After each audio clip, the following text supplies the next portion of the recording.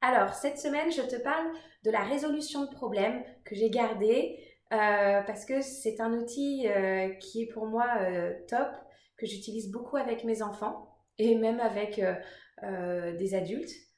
Donc, la résolution de problèmes permet en fait d'investir l'énergie dans la recherche d'une solution qui respectera les besoins de chacun au lieu d'être dans une situation de lutte et de conflit, de s'épuiser à être l'un contre l'autre. Elle permet aussi, cette astuce, elle permet de montrer à l'enfant que dans des situations problèmes, il peut être acteur et non impuissant et passif. Et ça permet du coup de le développer et de, de en tant qu'adulte, peut-être qu'il utilisera cet outil-là. Ça permet aussi de développer une certaine créativité dans la recherche de solutions.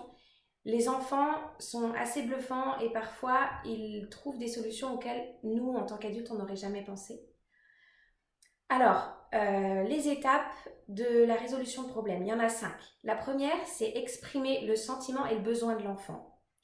Même si vous ne tombez pas juste, l'enfant pourra ou pas euh, corriger ce que vous avez dit. Et puis s'il a besoin de votre aide pour chercher vraiment ce qui se passe en lui, eh bien, on peut l'accompagner. La deuxième étape, c'est exprimer ton sentiment et ton besoin en tant que parent. Là, je te conseille d'aller voir mes vidéos, les vidéos que j'ai proposées sur l'auto-empathie. La troisième étape, c'est de réfléchir tous les deux à des solutions. Cette étape-là elle peut être tout de suite, elle peut la faire durer sur la journée, ou on peut aussi la faire durer sur une semaine, enfin voilà, quand on veut, si on a besoin de temps. La quatrième étape, c'est d'écrire tous les deux les idées de solutions que vous avez, sans évaluer. Donc voilà, même si elles vous paraissent, mais alors irréalisables, on les écrit. Et les enfants, en plus petits, ils adorent.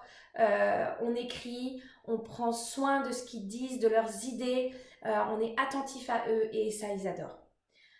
Et la dernière étape, du coup, c'est de trouver parmi la liste les solutions que vous pourrez appliquer tous les deux. Et donc, les solutions qui sont OK pour tous les deux.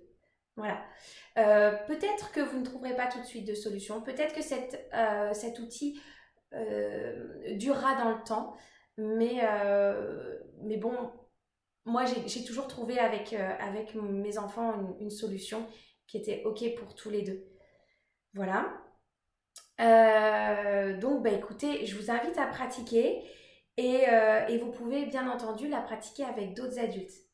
Voilà. Je vous souhaite une belle semaine et on se retrouve la semaine prochaine. Bonne pratique!